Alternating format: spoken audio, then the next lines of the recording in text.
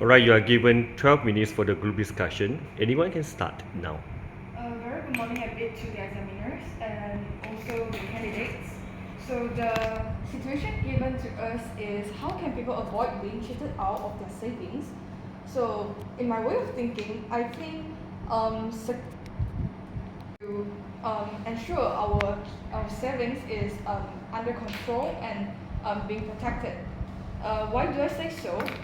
Because let's say if we didn't change our password of our online banking frequently, then the risk that the online banking password that it will be getting known by someone that we are not intentionally want them to know, the risk is higher, so the risk is increasing, so that the risk of us being hacked by hackers is much more higher if we didn't change our password frequently. So what do you guys think? Okay, so I do think that's a very good idea. What if we combine protect personal information with secure payment method? Nowadays we are in a very we are in a technological world, so that means everything is sort of like growing up. For example, we have Web3, which is related to cryptocurrencies. If we use cryptocurrencies as one of the payment method, actually we will be more safer, because when we are using cryptocurrencies, we are no longer using password to do the transfer of the the cash and all of the value, sort of provided value. We are using our own personal biological identities or biological information in order to do the transfer of the money. Besides that, if we are using cryptocurrencies, we have a secure method which is known as two-factor authentication, which requires to do a lot of authenticating when you are transferring money, transferring the cryptocurrencies to another account. It wants you to provide a lot of information of you and the person you're sending money to. So in this case, we can actually avoid being cheated out of our saving, because when we try to transfer money to somebody else, the cryptocurrencies broker, sort of like broker or the company, will identify the person's information in order to identify whether he or she is a scammer or not. That's just from me. What do you guys think? Yes, I agree with you. Secure payment method is really important. That now, like you say, the internet nowadays is really technology nowadays is really advanced, and we are so convenient to transfer our money. Like some application like Shopee or Touch and Go, we don't need to enter our password to transfer, and we just scan the QR code or use the ID, the Face ID.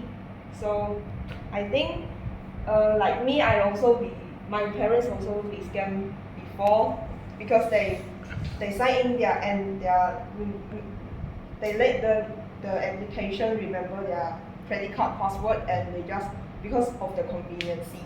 And so I think password is really important to avoid being cheated out of their savings. And like you say, the protect personal information, like the information like IC or birthday and the password, if we didn't really change it frequently, the scammer or the hacker can use it, and the account can be used to also to threaten our friends. So I think it's really important. And how about the cautions of scammers? Because these 2 points is all about the scammers, like our information used to be. So the scammer nowadays use a plethora of ways, creative ways to scam us, and we didn't really can know that or expect he is the scammer, because they usually use our family members' safety to threaten us. So we don't trust them too easily. Even when our family is included, we need to check our family members' safety first, and before we transfer the money. Yes, I do agree with you. My point is that I believe we should handle our money personally, like you said just now. Even it's our family, there might be one of the family members that are greedy for money. People might say that money is the root of evil, but I believe that it's what their characteristics. makes them greedy for money.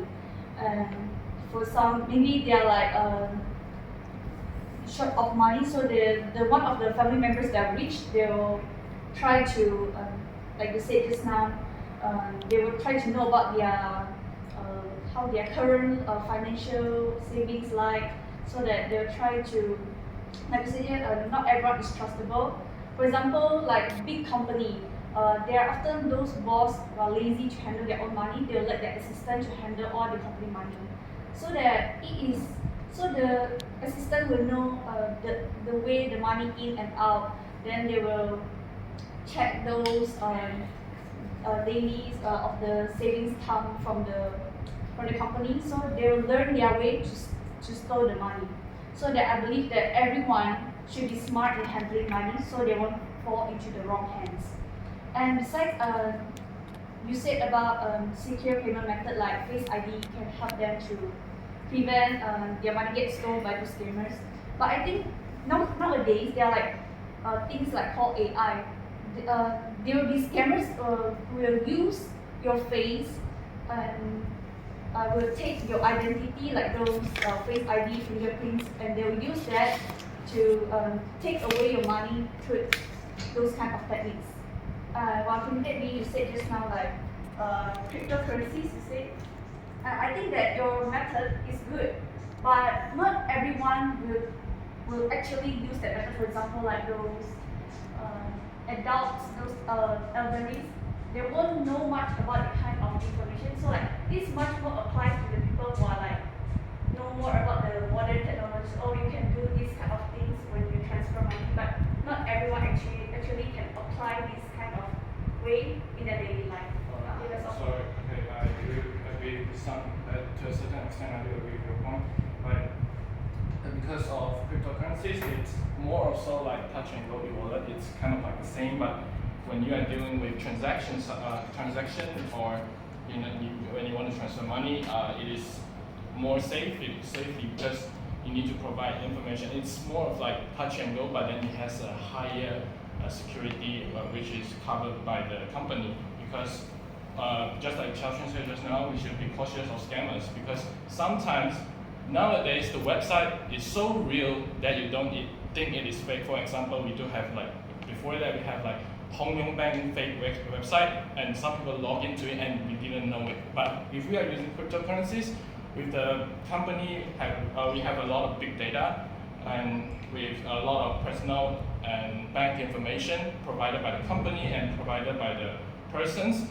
If we are doing cryptocurrency transfers, and the company of the cryptocurrencies will actually notice that there is some, we can say, malicious activity of the company. So if they notice that, they wouldn't let us transfer the money. So it will be a more safer way to actually protect our money. And I do have a really good point, which is not mentioned here, which is we can actually try to turn some of our savings into assets, because in this way we can actually avoid our money to being cheated away, because it has turned into some sort of physical stuff. For example, you can turn it into watches, real estate, or maybe even stocks, because if those are the things that provide values to you, and it cannot be cheated. For example, someone cannot cheat your watches away, or it can be stolen, but it cannot be cheated.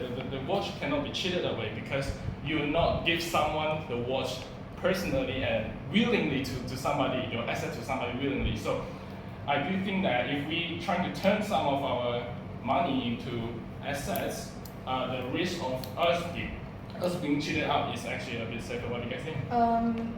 As what Candidate B said just now, I do think the method of Candidate B mentioned just now is okay. It's kind of a bit like a more secure way, but as what Candidate C said, it is not actually really applicable for most of the publics.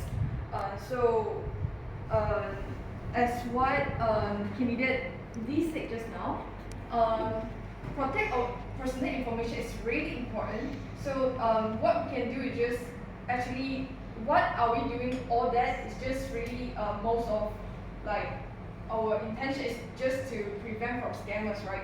So why don't we come with a new things like just protect our personal information, our credit cards, debit cards, and all that. We just do not lend it to people because, as we know, some of the adults, they will just like lend their credit card or debit card to their family members to save them from a vice. But that's a kind of like very treacherous way and economizing the adults' assets as well. So do not lend debit cards, credit cards, or other things that involve personal assets. Should be a very good way to prevent from cheated out of our savings.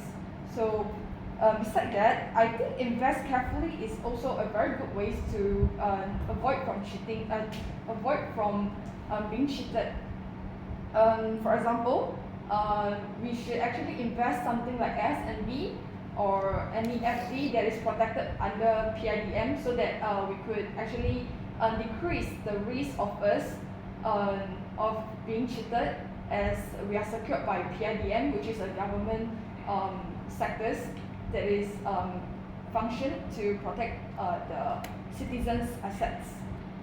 Yes, I do agree with you. Like invest, someone use the ways to invest is like to find a second hand to help them to process the investment. So it's easily to be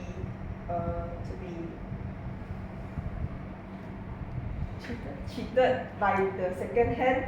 So like another point is protect personal information. I do agree with that, but my point is people should really not aware about the scammers because like lend their credit card to family members is the trust issue.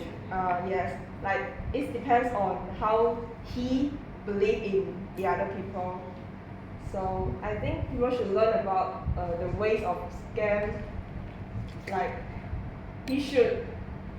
Okay, it's time to do a conclusion. Alright, so in conclusion, we actually didn't really came out with a consensus to this discussion because everyone has their own opinion and own stand. But I do think this is a very good discussion from all of you, and that's all from us. All right, thank you. I thought our conclusion is cautious. No, Cautious no, of no. scammers. 就我们可能在